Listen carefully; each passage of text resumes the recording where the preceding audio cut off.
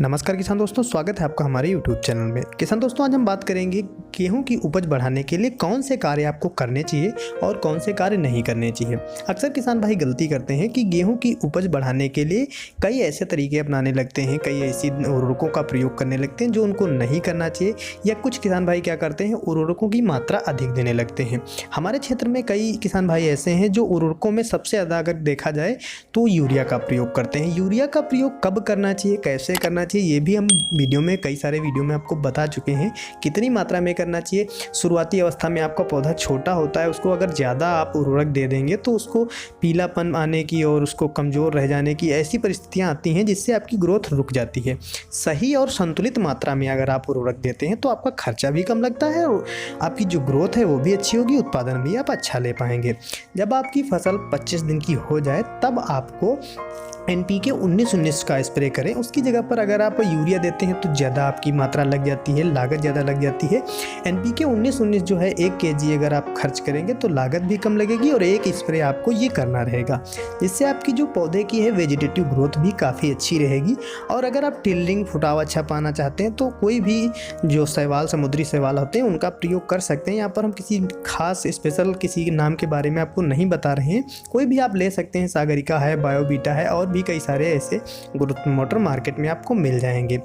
इन सभी चीज़ों को ऑनलाइन भी आप खरीद सकते हैं, वहाँ भी मिल सकती हैं। कई क्षेत्रों में ये सारी सामग्रियाँ नहीं मिलती हैं, तो लिंक नीचे डिस्क्रिप्शन में हम दे देते हैं। प्रत्येक वीडियो में जिस चीज़ की हम जानकारी देते हैं तो वहाँ से भी आप इसे खरीद सकते हैं। जब हमारे पौधे की ग्रोथ 25 से 30 दिन पर शुरू हो रही होती है, उसी समय हमारी फसल में कई ऐसे खरपतवार, चौड़ी और सक्रिय पत्ती के उग आते हैं जिनको भी हमें खत्म करना आवश्यक होता है। अगर हम अपनी फसल में खरपतवार नाशी का प्रयोग करते हैं तो क्या रहता है, हमारी फसल कुछ समय के लिए उसकी वृद्धि रुक जाती है, पीली दिखाई देने लगती है, कमज़ोर होने लगती है।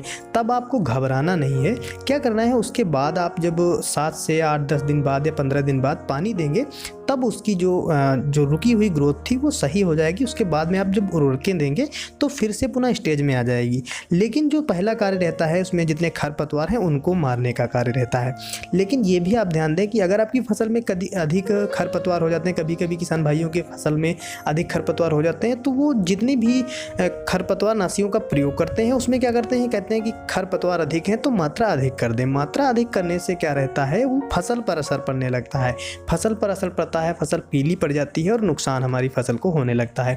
तो जितनी संतुलित मात्रा बताई गई उतनी संतुलित मात्रा में इसका प्रयोग करें। किसान दोस्तों, प्रत्येक खरपतवार नाशी की मात्रा अलग होती है, प्रयोग करने का भी तरीका अलग रहता है। जितने पानी में आपको बताया गया है, जितने ml डालने को उतना ही डालें, अधिक मात्रा ना बढ़ाएं। अगर खरपतवार भी ज़्यादा है तब भी वहाँ पर डबल स्प्रे ना करें या फिर डोज बढ़ाकर ना दें, इससे आपकी फसल को नुकसान हो सकता है। और इसका प्रयोग तभी करें जब आपकी फसल में अच्छी नमी बनी हो। अगर आपकी फसल में नमी कम है और इसका स्प्रे करते हैं तो सीधा प्रभाव आपकी फसल पर पड़ता है। इसका प्रयोग आप सिंचाई के बाद ही करें तभी बेस्ट रहता है।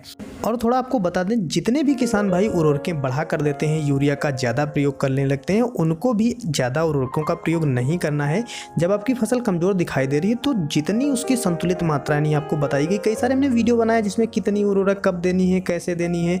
अगर आप स्प्रे के रूप में देते हैं तो अधिक लाभ ले पाते हैं, क्योंकि हमारा जो पौधा है पत्तियों के माध्यम से भी उसको अवशोषित कर पाता है, जड़ों के माध्यम से भी अवशोषित करता है, तो अच्छा लाभ मिलता है, लागत भी कम लगती है। तो किसान दोस्तों, आप लोग कभी भी उर्वरकों को बढ़ा चढ़ा कर ना दें, इससे आपको कोई अतिरिक्त बेनिफिट नहीं होने वाला है। जितनी मात्रा है, जितना मानक है उतना आप दें। जो घुलनशील उर्वरकें हैं जिसमें NPK 19-19 का प्रयोग रहता है, जो कि 35 दिन से पहले आप कर सकते हैं। इसके बाद जब आपकी फसल 35-40 दिन की हो जाए तब आपको NPK 052-34 का प्रयोग करना रहता है, जिसमें लागत भी कम लगती है और जिससे आप लाभ भी काफ़ी अच्छा ले पाएंगे। इसके बाद जो लास्ट आपको स्प्रे करना होता है वो NPK 0050 का प्रयोग करना रहता है, जो कि पोटास होती है। हमारी फसल के लिए पोटास भी काफ़ी आवश्यक है। इससे संबंधित हम भविष्य में वीडियो जरूर लाएंगे। दोस्तों, ये जानकारी कैसी लगी और कैसे आप अपनी फसल में ग्रोथ बढ़ाते हैं, कितनी उर्वरकों का प्रयोग करते हैं, ये आप हमें कमेंट में भी बता सकते हैं। दोस्तों, ये जानकारी यूजफुल लगी हो तो लाइक करें, शेयर करें, चैनल पर नए हैं तो सब्सक्राइब करें। अधिक जानकारी के लिए आप हमें फेसबुक, ट्विटर, इंस्टाग्राम और शेयर चैट इत्यादि पर भी फॉलो कर सकते हैं।